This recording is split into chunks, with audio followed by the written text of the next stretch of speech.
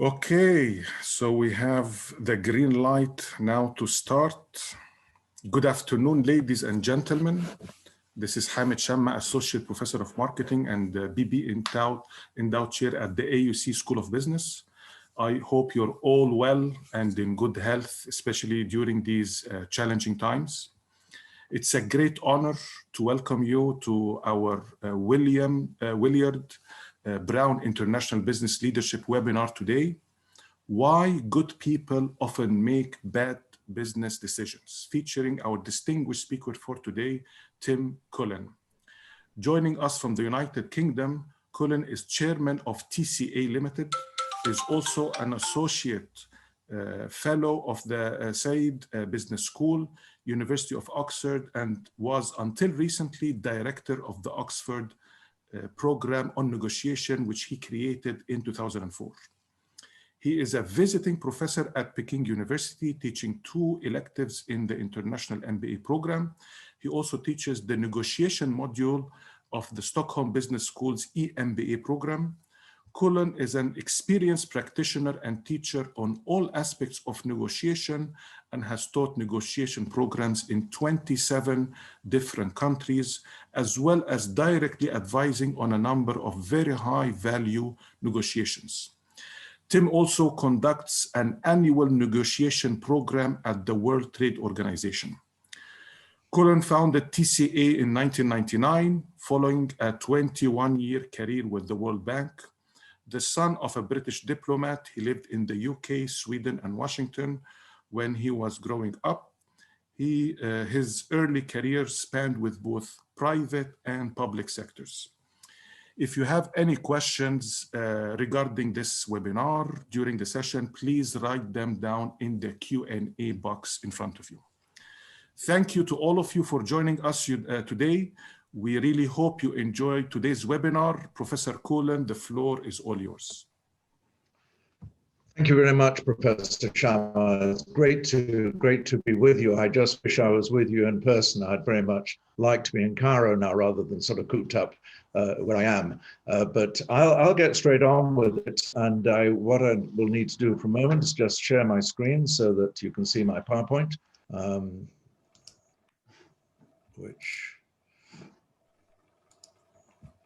okay, I hope you can all see that.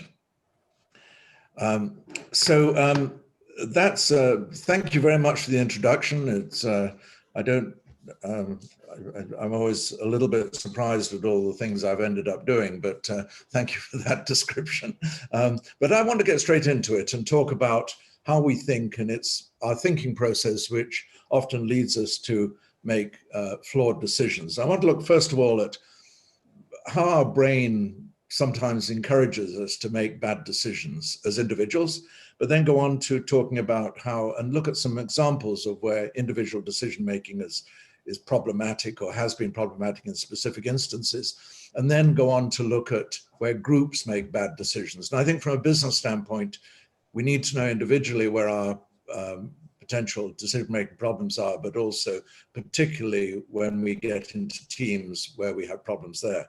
So first of all, I'm not a brain specialist, but just to give the quick view of the brain, and the brain has many, many parts, but the 2 that matter here are the amygdala, the one in blue, which basically is what gives us our instinctive decision-making.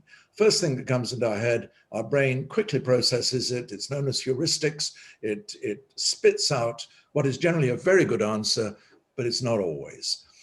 It also has built into it a lot of biases that have been accumulated in our own lifetimes and those of our ancestors and the way we think. The prefrontal cortex, the orange part, is the more reasoning part of the brain. If we slow down, don't hurry to make the decisions, think things through more carefully, are conscious of the biases we're subject to, you're deploying the prefrontal cortex. You don't realize you are, but then that is what we call system 2 of the brain. So the amygdala is system 1 and the prefrontal cortex is system 2. And just to point out the classic book, it's it's only a decade or so old, or 15 years old, but it's become a real classic, by Danny Kahneman, the Nobel Prize winner in economics, who's actually a cognitive psychologist, who's the real expert on heuristics, and he wrote this book, Thinking Fast and Slow, like the brain operates at these two different speeds. So I want to sort of really start looking, first of all, at how this characteristic can adversely affect our decision making. So hang on a sec, let me just. So I just mentioned system 1, system 2, and these psychological choices will lead us to making bad decisions. So let me just talk about a few of the best known and most common decision-making traps. The first is called anchoring. And this is where if an idea is planted in our minds by somebody else, that person can successfully manipulate us to moving in the direction they're interested in, because they firmly embedded in our minds a certain concept. Very important in negotiation, but in decision-making, anchoring is when you get anchored on the wrong piece of information and you tend to stick with it, like an anchor, like a magnet. Second, I want to refer to is confirmatory bias. This is where human beings often like to, they pay attention to things that confirm what they already believe. It's why some entrepreneurs, many entrepreneurs actually fail, because they have such a great idea. And when they're explaining it to other people, every time somebody else says, yes, but have you thought about that possibility it may not work, they don't listen to it. They only want to hear what confirms what they already believe. And that keeps them on the wrong track. And then the business will sometimes fail because they ignore the negatives, because they just don't want to know about that. Sunk cost is really critical in negotiation, and it is in decision making too. And this is that if you've put a lot of time and effort into an initiative, and a lot of money very often into an initiative, and you're reaching a point where you're not sure whether it should go ahead or not, you should only be interested in evaluating at that point what you know about what is going to happen in the future. All the influences that will happen in the future. You should completely ignore the very fact you've sunk a lot of money and time into it, because that's gone, it's past, you've lost it. You need to be looking at what's going on. Many people are really hung up on the fact, oh, we've put so much into this, we need to stick with it at all costs. And that's really a danger. The thing that runs through all of this is that as human beings, we tend to be overconfident. We believe we can do much more than we perhaps really can. We tend to think we are better than other people often think we are. And that is something that enters into it with the entrepreneurs who are starting new ventures. They're overconfident. And again, it's a little bit related to this too, and that is that we have something called non-rational escalation of commitment. And this is where you will keep upping the ante. You're committed on a course of action, and you just keep pressing, putting more into it, even though you're actually really going to be losing money. And this happens with price cutting. It happens when workers go on strike with companies, and both parties just keep on pushing their own point of view, and they don't realize that if they just stopped and paused, they would actually perhaps reach a better outcome than just keeping on with this constantly doubling down, it's often called. So these are just a sprinkling of these. And if you go to Wikipedia, you can see many, many more decision traps. I just want to pick on these 5, and then we'll go from there. So when I teach, I very often will ask people to look at a book. This is an appropriate one, Agatha Christie's famous Poirot novel, Death on the Nile, appropriately for where we are now. So what I ask people to do is to look at that and ask whether there are more words in this novel by Agatha Christie ending in ing, or that have N as the next to last letter. So just if you could all think for a moment or two, whether you think that in that book or any other book written in English, there are more words ending in ing or more words that have N as the next to last letter. Just think about that for a few seconds.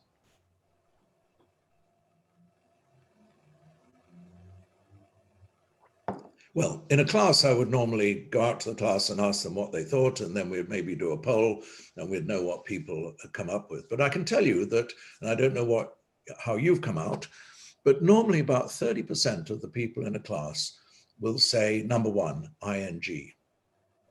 And then I ask them, well, where in the word does N come in ing?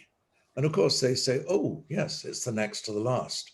But many people, a third of the people I ask, think that there are more words with ing. And the reason for that is that so many words in English end in ing. I'm waving my hands, I'm talking, you're listening, you're looking at the screen. Ing is the present participle in English formed from adding it to a verb. So people forget that all those other words that end in ng, like hang, rang, sang, sing, rung, hung, many, and plus a lot of other words that just happen to have N as the next last letter, are, of course, many more than there are ing, but many people just say ing because they follow their instinct. Intuitively, they think that's the right answer. And we call that the availability bias. We plump for whatever is the most readily available, convenient information that our mind, using system one, just throws up at us, and so often you have to stop and think, and then you get the right answer. So moving on, I want to now look at some examples, and we're mainly going to be looking at examples where there have been decision-making biases. And this is the crew of the Challenger space shuttle that lost their life in 1986. And in this particular case, what happened, we had a very severe case of sunk cost. NASA, the American Space Agency, had so much riding on this trip. The President of the United States, Ronald Reagan, was going to mention it in his State of the Union message a couple of days later. The school teacher, Krista McAuliffe, who's second from the left on the back row, was going to deliver a class to students from space. They had a lot of postponements, and so they just were determined to go ahead with it. So the sunk cost was enormous. They just wanted to go at all costs. But the advice they were getting from Morton Thiokol, the company that had manufactured the booster rockets that took it into space, was that it was so cold they should not launch. But in trying to tell NASA this, they had to cope with the fact that NASA had a very overbearing management that did not like anybody arguing with them. They didn't want to hear any dissent, which is something we'll come to later, and which is part of groupthink. And they also, the engineers who realized that at very low temperatures, there was a strong possibility that the O-rings that joined the sections of the rocket together could fail. They were very poor at presenting the data, and they only presented the data of all the instances in the past where test flights had actually had failures at low temperatures, but they didn't show all the data, which also showed the successes where there'd been no failures. And as a result, it distorted the information that went to NASA, and NASA did not have good information to base it on because they looked at the most readily available information. So it's an example of sunk cost availability bias and also groupthink, which we'll talk more about. Now, I want to give you an example of anchoring now. You probably won't recognize him, he died a long time ago, but his name was Brian Epstein, and he was the manager of the Beatles. And Brian Epstein went to California to negotiate the royalty arrangements for the Beatles' first film, which was A Hard Day's Night. And his negotiations were with United Artists, the Hollywood studio that was going to release the movie. And when he went into those negotiations, before he went there, the people at United Artists, the men in suits at United Artists, men in those days, they were mainly men, and they were very serious people. And they said, well, they said amongst themselves, well, we're not going to allow Epstein and the Beatles to have any more than 25% of the royalties of this movie. No more than 25% of the royalties. That's our position, which we must not budge from. They discussed that amongst themselves. In walked Brian Epstein, fresh off the plane from the UK, and he said, I want to tell you straight away that the boys and I will not accept anything less than 7.5%. Wow, the United Artists people looked at themselves and said, here, sign the contract, 7.5%. Why was he anchored so wrong? Because in the music industry, 7.5% would be a very high royalty fee. But in the movie industry, 25% was a much more normal amount. So the United Artists people were anchored on 25%, which they were willing to give.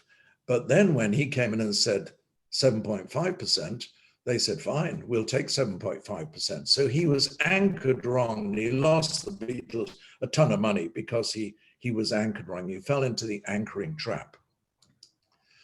So I want to just tell you a little story now, which it's something that's become known as Captainitis. I want to take you back to January the 13th, 1982. It was a very, very big snowstorm in Washington that day. I was working behind my desk at the World Bank, and I'd gone into work that morning. I lived about 15 kilometers away from the World Bank. I'd gone into work that morning on the subway and the bus. And as I walked from the bus to the, or subway rather, to my office, it was really snowing heavily. By midday, there was so much snow that we were told we could go home. I'd got a bit of work on, so I left it till around about 3 o'clock before I started, 3:30 before I started walking home. By that time, I had to walk all the way home, 15 kilometers. I had an incentive because my wife was pregnant with our first child. And I thought, well, gosh, what if the baby arrives at the moment, because there's no way that an ambulance or a doctor or a midwife could ever get through to our house. So I had an incentive to get home and maybe at least hold my wife's hand. I probably couldn't do much more than that. Hold her hand and say push, but I couldn't do much more than that. But anyway, as I walked, round about 4:15, after we were walking about 45 minutes, I started hearing sirens and helicopters off to my left. When I got home, happy to say our baby didn't arrive for another month, so that was fine. But my wife was watching a drama unfold on television. So after I'd been walking a bit, over at Washington National Airport, over to my left, Air Florida Flight 90 was getting ready to take off. It was about an hour and 3/4 behind schedule because the airport had been closed. There were no flights coming in and out. It was waiting at the gate. It had had a little bit of de-icing, but only on one side of the aircraft because for some reason or other they'd run out of de-icing fluid and they were going to come back and finish the job. But then the captain said, well, we've got to go. We don't have time to be de-iced anymore. And the co-pilot, the first officer sitting in the right-hand seat who would actually be flying the plane, really argued with the captain. We must get it de-iced one more time. They went back and forth arguing. They really needed more de-icing. And the captain said, we don't have time. We've got to go. The company is telling us we're running very late already. We've got a slot now. We need to take it. So they pushed back from the gate at about 20 minutes to 4. And just before 4 o'clock, at the end of the runway, they still were arguing, and the co-pilot was saying we should not go. They rolled down the runway, and the co-pilot said, we don't have enough speed. And the captain said, no, but these instruments say we do. I think we're okay. They argued. They could have stopped it then, but they didn't. They got to the end of the runway. They lifted into the air, had nothing like enough speed. The instruments showing the speed had frozen on the outside of the aircraft. The aircraft was heavy with ice, and it just rose to 100 meters and then just floated down, smashed onto the 14th Street Bridge, killing 4 motorists in cars on the bridge, and then into the Potomac River, where almost 100 people died. I think it was 94 people on the plane, and then half a dozen people were rescued. A terrible tragedy. And there is the aftermath of it. But I want you to think about that for a moment. Why was the co-pilot pushing so hard for the captain not to take off? Because he knew he might lose his life. He knew that the lives of all the people, almost 100 people on the airplane, might also be lost. But he accepted the fact that the captain was in charge. He's the boss, and therefore was excessively influenced by what we now call Captainitis, which is where somebody in charge is so powerful, you obey that person's authority, even though it's madness to do it. And it's a very, very good example. It's become known as Captainitis. Very, very disturbing example of where the authority of somebody in charge can really lead to very bad decisions. So I want to talk now really about teams, why management teams as groups, not just individuals, make bad decisions. And we know about groupthink, and I'll talk a little bit more about groupthink. I just mentioned overconfidence, and there's another thing which is called hubris. Hubris, this is when you think everything's fine. We know how to do things. We're a great organization. It couldn't happen here. That's when you need to be careful. Sometimes teams dissent is stifled. People discouraged from disagreeing with the bosses, as we just saw with Captainitis and Air Florida Flight 90. But bad decisions can lead to very bad consequences. And so I'll end up at the end of my talk today talking about a little bit about how one can make better group decisions. So there's a picture of Friedrich Nietzsche, the German philosopher, died 120 years ago. And he famously said, madness is rare in individuals, but in groups, it is the rule. It's normal in groups to do irrational, crazy things. Well, individuals do it too, but it's particularly a problem with groups. And we first got the term groupthink in an article in the magazine Psychology Today in 1971 by Irving Janis. Irving Janis talked about an invisible pressure to conform, where people feel they want to conform with the rest of the group or with the powerful boss. They want to agree, that invisible pressure to conform. And he talked particularly in that article about John F. Kennedy and his brother Robert and the cabinet, Kennedy's cabinet, and the Bay of Pigs invasion of Cuba. And Kennedy became president on the 20th of January, 1961. And he inherited a plan from the previous Eisenhower administration that had been thought up by the CIA to try to topple Castro in Cuba. Castro was a thorn in the side of the US, and they wanted to get rid of him. So Kennedy inherited that, and he listened to the plans put forward by the CIA, and his cabinet listened to them. But the cabinet were all new in government. They'd only just taken over, just like we're going to see happen in 2 months' time. And so they were a little bit nervous about stepping out of line. And these people from the CIA knew what they were talking about. They were very persuasive. And they had the military people behind them, the Joint Chiefs of Staff, who had also been there before, and they were all behind them. Now, the proposal to invade Cuba was ridiculous. What they were doing was training 1,500 Cuban exiles in Guatemala to mount an invasion of Cuba in the hopes that that would cause all the Cubans, a country with quite a big population, to rise up against Castro. They got it wrong. But nobody wanted to step out of line and question it. And Kennedy became more and more convinced because of these powerful people and nobody else really saying, hey, this is crazy. 1,400 people can't overthrow Castro. And it was an absolute disaster.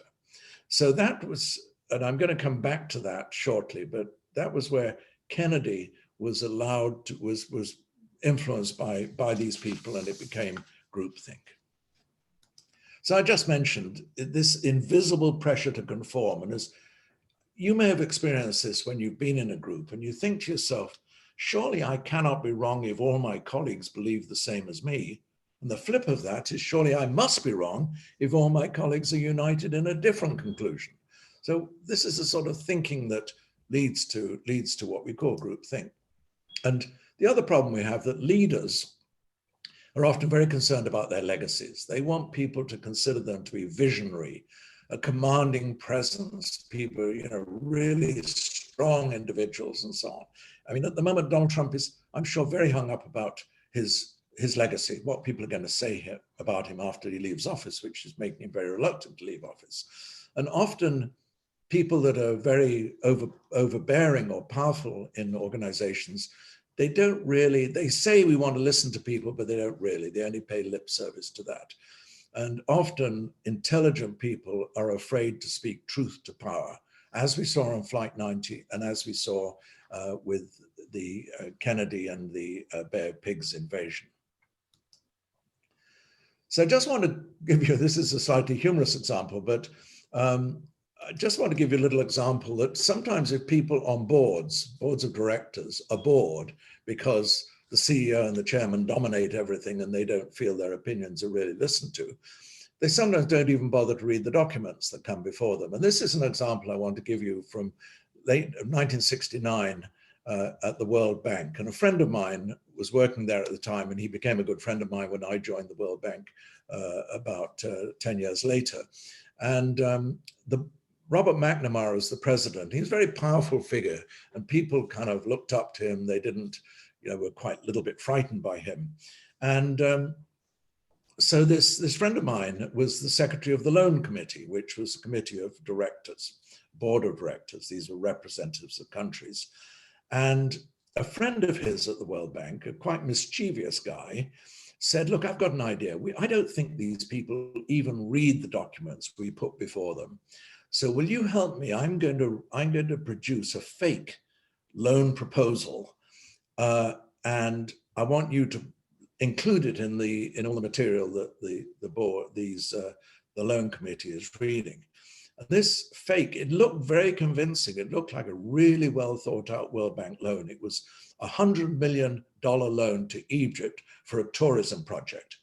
It had an estimated return, which was 13.6478%, which, can never have that accuracy, but that's what it said. But at the heart of it, when you read into the document, it proposed building 3 new pyramids in Egypt. This was presented to the loan committee on the 1st of April. And I don't know if you're familiar with this, but 1st of April is April Fool's Day. People play jokes. And the board members looked at it all, nodded, this looks good. Oh, very interesting project. They didn't even realize that totally out of the question to build 3 new pyramids. And so one of them said, have you noticed it's April the 1st? Now, my friend Mark survived, but Robert McNamara did not have a sense of humor. So the person who did this was actually fired from the World Bank. And I want to show you a picture of who that is. He's the one on the left. His name was Stanley Johnson, and his son Boris Johnson is our Prime Minister in the UK today. Both of a playful disposition, but it's an example just to illustrate that people sometimes don't read their documents. So let's move on. I want to talk now about, I worked at Ford Motor Company for 6 years. And in fact, I once wrote a speech for Lee Iacocca, who was the president of Ford, when I was at Ford in Detroit. But Ford had a big problem in the late 60s, early 70s, particularly late 60s. And this was that their big cars were getting beaten in the marketplace in the US by small German and Japanese imports.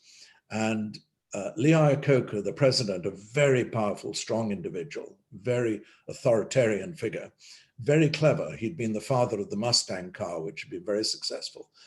Lee Iacocca said, to beat them, we need to build a car that weighs less than 2,000 pounds, about 900 kilos, and we need to have it be able to sell it for less than $2,000. That's the assignment. And I want you guys in product development to design and produce the first model of this car instead of doing it in the normal period of 43 months, to do it within 25 months, just under 2 years. As they progressed with building this car and designing it and so on, they then got to crash testing it.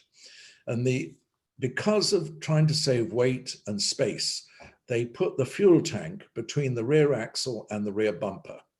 And when they had crash tests this is what happened. They would have a crash test, another vehicle run into the back of this, and the Pinto, which you see on the front in red, would just blow up. And it was a fiery inferno. And this, whenever they had a rear end collision, many, many times this happened. So they discovered that if they were able to, if they paid $11 and a little bit of extra weight, they could put a casing around the rear, around the rear axle, and this would stop the studs on the rear axle being pushed into the fuel tank, which caused the fires. But that was going to cost $11, which would make the car cost $2,011 instead of $2,000. And also it would weigh about 5 pounds. So it would put it over the 2,000 pound or the 950 kilo mark. They then did a calculation as to how many people they thought would die in these crashes and how many people would have very serious burn injuries. They put a value on all of those, and then they compared that with the cost of these extra fixes and decided on a cost-benefit analysis they shouldn't do it. But none of them were willing or had the courage to go to the powerful Iacocca, the president of Ford, and say, look, we can't stick to your 2,000 because morally it's wrong to know that we're putting a car out there where people may die or get burnt. But they were afraid to speak truth to power. And so he, in fairness, he took it on the chin, and he later said, it was the worst decision he ever made, but I know because I was working for Ford at the time, they never asked Iacocca, they never offered him this option. And the car was a disaster, and it finally ended its production run after 10 years. But after there'd been a terrible court case in Indiana where 3 little girls had been burnt to death, Ford was charged, the first time a company was charged with homicide. They were charged with reckless homicide. Because they had very good lawyers, they got off, but the car was ruined, and Iacocca's reputation was initially ruined, but then he left Ford. Henry Ford fired him in the end, the president or the chairman of Ford, and he went to Chrysler and had a phenomenal success at turning that company around. But this is a horrifying case of partly sunk costs. They'd taken this product as far as a long way. They didn't want to think about bad things in the future, but also it was the failure to speak up to a powerful man. Let me give you another example of where these mistakes can happen. And this is a case of hubris. Is why did the 7th largest bank in America collapse? And I have an interest in this as well because I left Ford. I was headhunted from Ford to Continental Bank in Chicago. It was an immensely respected, very conservative corporate bank. It's called the Morgan of the Midwest. It didn't have retail deposits. It funded its loans from money market CDs, and it was primarily a bank for the business world, for corporates. The ethos inside that organization was brilliant. There was tremendous sense of trust. Everybody believed we're all part of a big family, very big bank, 7th largest in America, but we refer to the chairman by his name, Roger, John Perkins, we refer to as John, the president, and there was a great sense, everybody trusts everybody. There's a great sense of openness and ethos. But what happened was they were getting into oil and gas, and they were making a lot of loans in the oil and gas sector in Texas and Oklahoma. And there was a little bank in Oklahoma called Penn Square. And Continental started taking a lot of Penn Square's somewhat uncertain loans on their own books. And by 1982, when this little bank in Oklahoma City collapsed, Continental had purchased $1 billion in loans from them. And then it emerged that the loan officer there had received $500,000 in personal loans from Penn Square as a kickback to take these loans off their books onto Continental's books, and he went to prison. So the internal auditors at Continental should have seen that these loans were far in excess of any prudent level, many multiples more. But they didn't because of hubris. They had the mentality, people aren't going to cheat us. People won't defraud us. It couldn't happen here. Our procedures are very strong. And in 1984, there was a run on the bank and Continental collapsed. It was the largest bank collapse in American history and remains so. So hubris is it couldn't happen here mentality, where we're great. So let me look at a little bit more about how you can maybe try to fight groupthink. Here's a nice cartoon and the boss standing up. You notice everybody's wearing the same colored tie as the boss, which shows that they are all looking up to him as the person in authority. And he's saying, we need more dissenting opinions. And what are they saying? We agree 100%. Absolutely, sir. So it just proves the point that they want to agree with the boss, even when he's saying, please, I want you to disagree. So I just want to tell a little story here, which illustrates a way of maybe getting around groupthink. This is Alfred P. Sloan, president and CEO and chairman of General Motors. Great, great figure with General Motors, a very, very prominent American businessman. And he famously told this story. The story was told about him that at the end of a meeting, he said to everybody, gentlemen, or after the start of a meeting when a proposal had been put forward, gentlemen, I take it we're all in complete agreement on this decision, on the decision here. And all the committee members nodded in agreement. So Sloan said, okay, then I propose we postpone further discussion of this matter until our next meeting to give ourselves time to develop disagreement and perhaps gain some understanding of what the decision is all about. Very good thought, if you think about it. Let's just not all agree now. Let's go away, think about it, and come up with some other ideas. Not many prominent business people have the wisdom to do that, but that does show wisdom. Taking a time out is a good idea. Slowing down, it's allowing the prefrontal cortex to kick in to help improve the decision making. I want to go back to what we were talking about earlier with the Bay of Pigs and the Kennedy administration. This is not a business decision, but it's a very, very good illustration. So there's a picture of Robert Kennedy in the middle, John F. Kennedy on the right. Sadly, of course, both brothers were assassinated. And on the left is Lyndon Baines Johnson, who succeeded Kennedy after he died. And coming away from the Bay of Pigs, where there had not been any standing up to the generals or to the CIA, and Kennedy was acutely conscious that this was a disaster that had happened at the Bay of Pigs. Part of it, Kennedy was overconfident. John F. Kennedy had been successful in everything he'd done in the Senate, running for president, etc. Everything had been successful. He was very overconfident, and the Bay of Pigs really made him stop and think that he should have been willing to listen to other opinions. They needed to question more. So he asked his brother, Robert Kennedy, who was the Attorney General and very close to him, that in the cabinet and in the meetings with the military, when they were planning the blockade of Cuba in October 1962, when they were trying to get the Soviets to remove nuclear weapons and ballistic missiles from Cuba, and the world stood on the brink of destruction through World War III. It was the most frightening time I can ever remember. I was at school at the time, and I remember on a Saturday night going to bed, not knowing whether I'd ever wake up in the morning because we thought the world would be destroyed. It was that serious. And Kennedy appointed Robert Kennedy in all those really difficult discussions to be a contrarian. He asked his brother to ask questions that take a different point of view. Please ask people why they're doing things. What will the reaction of Khrushchev, the Soviet leader, be if we were to shoot down, if we were to bomb the sites or whatever? So a good idea to appoint somebody to take a contrary view in a group. It can be the same person, it can rotate among team members. So just a few other measures to combat groupthink. First of all, create diverse teams. Try to have as much diversity in your teams as possible. Don't make them all completely uniform.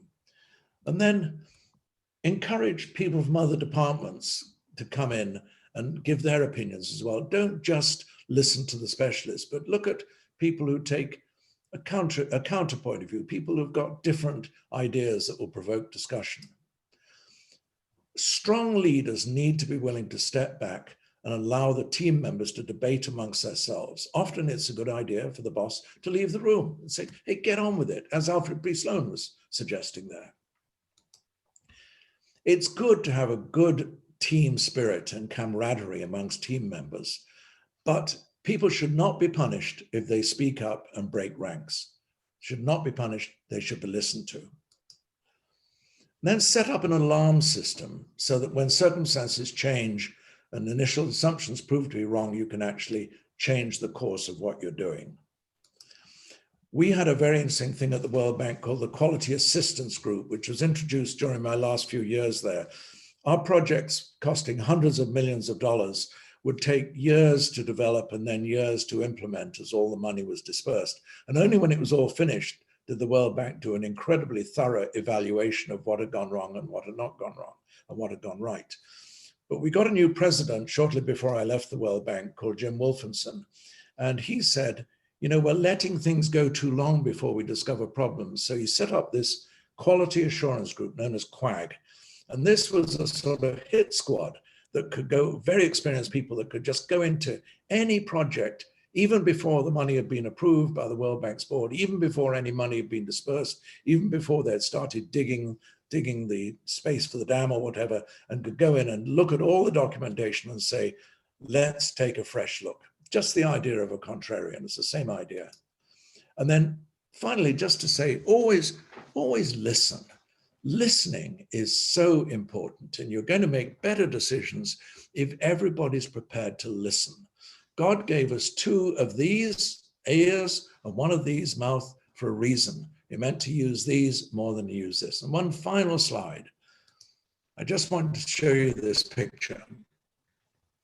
Now, there's a guy speaking on the left-hand side. Next to him is a very distinguished Egyptian, actually, called Ismail Serageldin. Some of you may know him. He was somebody I knew very well at the World Bank. He was a friend. He was senior vice president for sustainable development, great on environment and things like that. After he left the World Bank to run for the presidency of UNESCO. He should really have got it. He was the best candidate, but the Japanese persuaded more governments to support their candidate, so he didn't get it. And then he became the head of the library in Alexandria. Great guy, Ismail Sergal. He's got a nice smile on his face. Not difficult to tell whether he's really listening to the person standing up because he's smiling at the audience. Next to him is the president of the World Bank, Lou Preston. Very good, thoughtful guy, and I think he probably is listening pretty well. I seem to remember he had a hearing aid built into his glasses, and so, you know, he's probably straining a little bit to listen, but he probably is listening, but he's looking down. But look on the right, that is the one person who is actively listening. He's making it really clear that he's listening to the guy on the left who's standing up. I don't know if you recognize him, but he's the most important person there, but he's the one who really wanted everybody to know that he was listening. He actively listened. And that is President Jimmy Carter, also famous in Egypt because he was responsible for the Camp David Accords, which led to the agreement between Israel and Egypt, which has kept the peace for many years. Jimmy Carter, President of the United States, he was really listening. Now, I don't know if anybody recognizes the guy on the left, the one who's speaking, the one that Jimmy Carter is listening to so carefully. Well, I must tell you that this photograph was taken, I think, 37 years ago, and I'm wearing different glasses, and I've got less hair, and my hair is much whiter, but that was the way I looked 37 years ago. And Jimmy Carter, I'm happy to say, was listening to me, and so that's a nice feeling for me to have. And that's a good note for me to end my talk on, and I'm very happy to take your questions. Okay, thank you very much, Professor Cullen, for this very insightful presentation covering different perspectives about how we make bad business decisions from a psychological, neurological, sociological perspective. That was really very interesting, and it was a very nice learning experience, I have to say, for myself. Thank you. Okay, let me start with our first question from Dr. Dina Ratib, one of our faculty members in the AUC School of Business. So the question is, what do you think about the TM techniques? TM is transcendental meditation techniques that helps the amygdala and thus help in the betterment of decisions. TM practices deactivates the amygdala and surrounding subcortical structures, blue above, and stimulates activity in the prefrontal cortex. According to research, the TM technique reduces acute stress far more effectively than other available meditation or relaxation techniques. Well, I'm not an expert on it by any means, but transcendental meditation, I think, is tremendous. In fact, to be honest, any sort of meditation, anything that slows you down and starts you thinking through better. I had a very, very good friend who was wonderful, a friend in Washington, but I first got to know her in Cambodia. She's a very, very devout Buddhist, and she taught meditation, including transcendental meditation, what we're talking about, TM. And I remember talking to her quite a bit about this and listening to her and always being so impressed by the calm approach to thinking things through, which I think comes from any meditation. And I wasn't, I have some awareness of the evidence that it does stimulate the prefrontal cortex and sort of overcome the dominance of the amygdala, but I'm not a specialist on the brain, and so I'm very pleased to hear that, and hearing that question is going to make me look into it more fully. Thank you for that. Okay, thank you very much, Professor Cullen, for that. Next question. From Mrs. Jailan, our own staff members at the AUC School of Business. Would the opposite of hubris be considered to hinder success for action? Well, I think hubris is simply something to be careful of. I mean, if you become it relates to self-confidence, it relates to, just not thinking anything can ever go wrong. And I think that, you need a certain amount of confidence that gets you through life. The reason we are overconfident is it dates back to the hunters and gatherers when we were running around as, living in caves and so on, multiple centuries ago. And you had to go out each day and hope that you could either gather enough berries and leaves and things like that to eat, but also you could kill enough animals to feed you and whoever you were living with. So you had to have that sort of inbuilt confidence to go out and do that, because otherwise you'd never get through life. So I think having a degree of confidence is very important, but it is definitely a problem if it becomes too strong. And so on the other hand, you don't want to go to the opposite extreme and have no confidence, you'll never get anything done. So there's a big difference between hubris and actually just having the courage of your convictions to move forward, but above all, be willing to listen to people. And I think with hubris, people don't listen to people in the same way as they don't with groupthink. Okay, thank you very much for that. I think Ahmed Hassanin is raising his hand. Maybe he wants to actually ask you verbally a question. So I'll leave the floor to Ahmed Hassanin. Maybe if we can grant him access to use the mic. Oh, thank you. I actually, thank you very much for the interesting talk. I actually also sent it in the questions and answers, so I'll just read it out loud. I'm curious, because being a contrarian is more difficult in some cultures which might have a large power distance, such as Egypt. So do you have any recommendations on how to promote it in challenging cultures as this one? Or do you have suggestions as how one can reap the rewards of having a contrarian in the room without somebody actually having to contradict the boss or Pharaoh as we regard him? It is a terrific question, a very, very good question. And it's something I've encountered. I've done a lot of work in China, and it's something I've encountered there. It's a very, very hierarchical society. I've also done a lot of work in Sweden, and Sweden is dead easy. People are very happy to have this sort of conversation, whereas in China, it's not something I'm very comfortable with. I mean, in a way, it's a difficult question for people who are part of a group.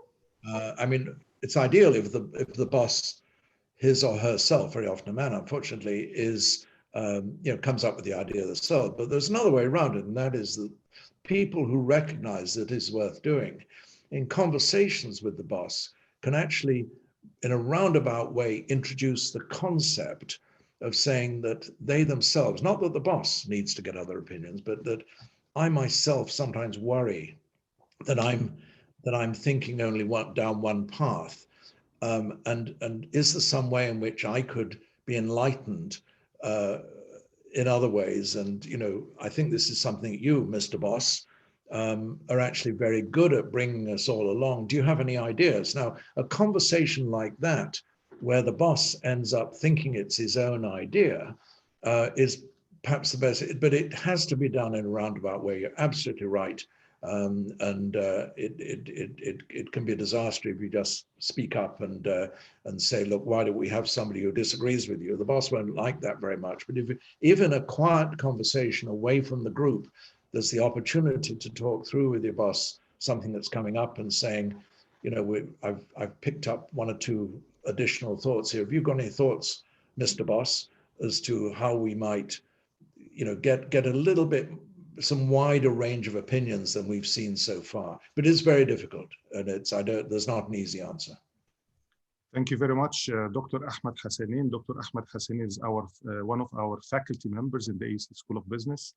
So thank you for raising that question. I have a follow-up question on that before we take Nada and Iman's question. Our culture is a culture that sees failure as something bad. You know, mistakes is something bad. We want to hide our mistakes. We want to hide our failures, and apologizing also is something bad. You know, and this is part of our culture. So, do you think that this can change? There is something we can do about it, or it's a cultural thing and we have to live with it? Well, one of the things that I really stress in teaching negotiation is empathy, and this is understanding where other people are coming from. And I have people I work with in other parts of the world where I get frustrated when people don't apologize, when I feel that they've made bad judgments. And what I need to do is force myself to recognize that it is a different culture. And actually, when I apologize to those same people, I find that I don't get an answer which really satisfies me either. So when I've apologized, I expect them to say, don't worry, that's absolutely fine, it's fine, etc. I don't really get that. And so this culture of apologizing or not apologizing is really difficult. I think that if you are prepared to put yourself in the other party's shoes, now that may be a bit of a leap, but putting yourself in the other party's shoes, looking at things from other people's point of view, which is all about empathy, actually, you can respond in a way that shows you understand them. You don't necessarily need to apologize. You can just express an understanding of where the other party is coming from. And that actually serves just as well as apologizing for your own behavior. Thank you very much. Another follow-up question on that, because I'm really looking forward to hearing from you, Professor Cullen. I always see all successful business people. You know, we just had a webinar last week with Mohammed Al-Abbar, one of the top business people in UAE and in the region, multi-billionaire, very successful. And the first question was, tell us about your success. And he said, no, I'm not going to answer this question. I'm going to tell you about my mistakes. Very good. So I feel that successful people, you know, their ego level, we always assume that their ego level is high, but I feel their ego is low. They're compromising on this ego. They don't start and say, I am this person and I do that and I do that and I'm successful here and I do business here and I've done that. But they're humble, their ego is very low, and they talk about their mistakes. So what is your take on that? You know, you're absolutely right. The best leaders I have been inspired by have been ones who pay attention to the people they work with. They pay attention to, they often pay attention to the most junior people around. They actually are compassionate towards people, and they're not constantly saying how great they are themselves. In fact, Iacocca, a very powerful man, he was not himself really a show-off. He just exuded power, and that scared people. And you know, in his autobiography, he took the blame for the Pinto, which he didn't really have to do because they didn't really present it to him. So, but in my experience, the people who have inspired me most have been the ones who speak clearly. They're inspiring. They're articulate. They have vision. All of those things, but they also have a capacity to relate to people that are much less powerful than them. And I remember I took a lesson from my father from this, that every time my family would give a cocktail party, and it was on a Friday, he would invite his secretary to come to the party. And she was a Catholic who only ate fish on Friday. So there was always salmon laid out there explicitly, because he knew that his secretary, the most junior person at the party, and the most of the people at the party was very important diplomats and so on, but he needed to have that for her. And she knew it, and she recognized it, and she really appreciated it. And I just used to observe that in my father. And I know that my father was always respected very much by the much younger people. He was a senior diplomat, but he was particularly respected by people. I remember years later meeting somebody who had worked under my father under totally different circumstances. He was the consul general in Boston, years after my father had died. And I met him, and he said, "Cullen, you're not related to Brian Cullen, are you?" I said, "Yes, I am." He said, "Oh, he was the one senior diplomat who paid any attention to somebody like me." So it's a way of doing it. Thank you very much. We have two same question. It's one question from two people, from Nada Ayman and Iman Abdelal. What is the difference between confirmatory bias and overconfidence?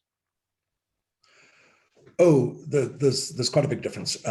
Confirmatory bias is the idea that, let me give you an example of an experiment they did in the US. They gave people, they took two focus groups. One believed in capital punishment, one did not believe in capital punishment. They gave them a big scholarly work with about 40 points in the article, but they scattered around it. Some of the points were in favor of capital punishment, some were against. They got them to read it, and then they asked each group what they thought about it. Each group said, "This confirms 100% of what I believe." So in other words, it is confirmatory bias is the bias that when you're presented with different ranges of information or different pieces of information, you pick on the ones that comply with what you yourself believe. And you see this in the elections we just had in the US. If you were very much in favor of Trump, anything you read about Biden, however positive and good it was, you didn't want to pay attention. You just want to read about that, and vice versa with the Biden people against Trump. Very polarized society that unfortunately they have at the moment there. But it was, and you must have experienced this yourself, with me with Brexit in the UK. I stopped reading one of the magazines I subscribed to because I felt that they were always saying things that I didn't agree with. So I just stopped subscribing to them. Now it's crazy. I should listen to all opinion, but I fell into this confirmatory bias trap that you pay attention. Your eye skips over the things you don't want to hear. Your mind skips over the things you don't. So overconfidence is different. They often go together, but it is something different. Overconfidence is just the general thought, I can do anything. Whereas confirmatory bias is just that you only pay attention to things that confirm what you already believe, and you discard the things that are inconvenient. Thank you very much. We have a question from Dua Hamid. How can we deal in work or life with narcissistic persons in the matter of taking or making decisions? Wow. Very broad question. It's a very, very tough one, because you're talking about somebody who is in principle probably somewhat disturbed. That's not narcissism. Okay, lots of people have it to some degree, but if genuine narcissistic personality is a very difficult thing you can't do much to correct it. I think groups, again, who have somebody like that in their midst need to talk amongst themselves, and they need to be in a position to stand up and speak to somebody like that. But it's very difficult, and that is a psychiatric condition, really. And so I think when you're dealing with people that, all human beings are irrational to some degrees, but when people are completely irrational and they behave in a way which is really unacceptable, then it's very, very tough. And I just don't have a good answer for that. Obviously, you need to get other groups of people to get on your side, but then you're falling into the other dangers of groupthink, of everybody ganging up against one. So it's very, very difficult. Somehow manage an open dialogue with people like that and hope they'll listen, but that's wishful thinking, I think. Yes, fair enough. We have a question from Nagle Ahmed. What is the most frequent factor that is behind bad business decisions, regardless of age, experience, or country? It's again. So what was the last part of the question? Yeah, what is the most frequent factor that is behind bad business decisions, regardless of age, experience, or country? A very broad, general question as well. Yeah, I mean, I think you get it with anchoring, as I just mentioned, the example of anchoring we saw earlier, of getting anchored on a particular idea, not wanting to give up on something when you know it's failing. We have this happening, I think, in Washington at the moment. So, sticking with things that are not heading in the right direction, non-rational escalation of commitment. You keep committing yourself, doubling down, instead of stepping back and saying, hey, wait a minute, this isn't going. And that's what should have happened with the Bay of Pigs invasion. They shouldn't have let it go forward, but they didn't want to. So that is probably the general thing that individuals suffer from, but I think groupthink is a very, very pernicious thing, and unwillingness to speak truth to power. And finally, unwillingness to listen. Listening is so important. Okay, I want to use my power as the moderator to ask the final question, because we are already 1 minute on top of our time. So, Professor Cullen, you are the founder of the Oxford Program on Negotiation. So I'm sure you got this question, and I always get this question. How can we negotiate? What is the best way to negotiate? Obviously, this is a very broad question and depends on a lot of things, but can you give us some guiding tips for negotiation? Well, sure. The starting point is put yourself in the other party's shoes. Spend as much time finding out about the other party and what their interests are as your own. Don't make threats. Don't talk about red lines before you even start the negotiation, because you may have to cross those red lines, because negotiation is just like international trade. If you've got something of high value, which you can give away, but it doesn't cost you too much to give it away, but it's of high value to the other side, you trade it, it's reciprocate, the other side reciprocates and gives you something that's of high value to you, sorry, I just got something's on my screen, that's of high value to you, but of low cost to them to give away. That's the same concept as international trade. Manufacture something cheap one place, sell it where it can be sold for higher. So it's all about trading, and you have to be able to give things away in order to get things back. So that's the key thing. Be very clear about your goals. Really do your homework. Find out all the players away from the table, as well as the person you're actually negotiating with. That person is your counterpart. That person is not your opponent. You need to be looking at how we can get an agreement which we both can live with. That's the objective. And don't assume that it's like eating a pizza, that as you eat a slice, that slice is no longer available to the person you're sharing the pizza with. In negotiation, you should be trying to look at where both parties want things for different reasons, and you could then come to an agreement. And Anwar Sadat and Menachem Begin in 1977 and 1978, when they went to the Camp David to develop what became the Camp David Accords, Jimmy Carter asked them the question, why do you both want the Sinai? And Israel said, because we want it for our security. We don't want it to be militarized and for us to get a surprise attack. It was their security. Turned to Anwar Sadat, why do you want the Sinai? He said, because it is Egyptian. It was Egyptian in the days of the pharaohs when we built the pyramids. It should be the same color on the map as Egypt. To Egypt, sovereignty was key. To Israel, security was key. So the agreement was it would be demilitarized, but would be Egyptian. And that was a what we call an integrative solution, where we integrate the two points of view and come up with an answer. And part of the time, your solutions are integrative, where you're creating value, but much of the time in negotiation, it is like the pizza, and when it's taken off the table, isn't around anymore. So it's complex, but that just gives you a few pointers. Thank you very much. On behalf of AUC, I would really like to thank you for this very nice, inspiring talk, Professor Cullen. Thank you all for being with us today. It was really a pleasure having you. Thank you all for your questions. Unfortunately, due to the time, we were not able to answer all of the questions, but I'm sure we're always available after that later on for any other questions that you might have. Thank you once of all to all of you, and wish you all the best, and most important, take good care of your health. Goodbye.